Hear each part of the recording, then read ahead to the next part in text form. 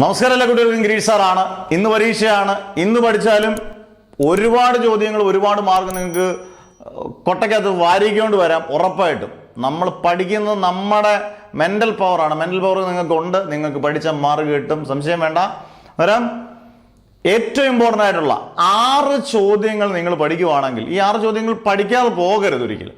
നമ്മൾ ചിലവല്ലോ ഞാൻ ഈ ചാപ്റ്റർ പഠിച്ചില്ല, അതൊരു കോൺഫിഡൻസ് അല്ല, അതൊരു മിസ് ഗൈഡാണ്. നമുക്ക് നമ്മുടെ കോൺഫിഡൻസ് അങ്ങ് ചോരുകയാണ് അവിടെ പരീക്ഷയ്ക്ക് ചെല്ലുമ്പോൾ. അന്നേരം ഈ 6 ചോദ്യങ്ങൾ നിങ്ങൾ പഠിക്കാതെ പോകരുത്. ഈ 6 ചോദ്യങ്ങൾ പഠിച്ചാൽ നിങ്ങൾക്ക് 10-20 മാർക്കോളം നിങ്ങൾക്ക് കിട്ടുകയും ചെയ്യും. ഏതൊക്കെയാണ് ആ ചോദ്യങ്ങൾ? ഒന്ന്, ആദ്യത്തെ ചാപ്റ്ററിനകത്ത് Gauss's theorem proof 3 application. Gauss's theorem proof 3 application. രണ്ടാമത്തേനകത്തെ കപ്പാസിറ്റേഴ്സ് ഇൻ സീരീസും പാരലും, പിന്നെ expression for parallel plate capacitor, conversion of galvanometer into അമ്മീറ്ററും conversion of galvanometer into volt മീറ്ററും, അത് 4.